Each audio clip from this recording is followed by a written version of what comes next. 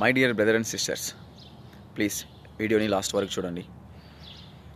ఏపీలో కొత్త ప్రభుత్వం స్టార్ట్ అయినప్పుడు నా డిగ్రీ అయిపోయింది. అప్పుడు ఆ ప్రభుత్వం ఏం చెప్పిందో తెలుసా? ప్రతి ఇయర్ జాబ్ క్యాలెండర్ వదులుతాము, ప్రతి ఇంటికి ఒక జాబ్ ఇస్తామని చెప్పినారు. జాబ్ క్యాలెండర్ అయితే లేదు, కానీ ప్రతి ఇంటికి జాబ్ అనేది ఏంటో తెలుసా? Volunteer job. నెలకి 5,000 రూపాయలు. నెలకి 5,000 రూపాయలు. 5,000 రూపాయలతో మీరు ఏం ఖర్చు పెట్టుకుంటారయ్యా అంత డబ్బులతో?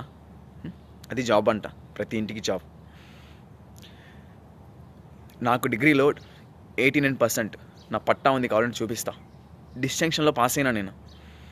ఎంబీఏ కూడా జాయిన్ అవ్వలే, ఎందుకంటే జాబ్ క్యాలెండర్ వదిలిన తర్వాత మనం ఎట్లయినా సరే జాబ్ కొట్టాలనేసి కోర్స్ ప్రిపేర్ అవుతున్నాను.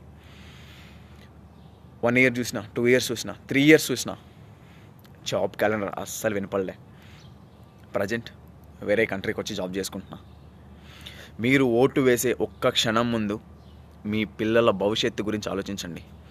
నాలాంటి వాళ్ళే మీ ఇంట్లోనో, మీ పక్కింట్లోనో, మీ ఎదురింట్లోనో, మీ అన్న పిల్లలు, అక్క పిల్లలు ఎవరో ఒకరు ఉంటారు.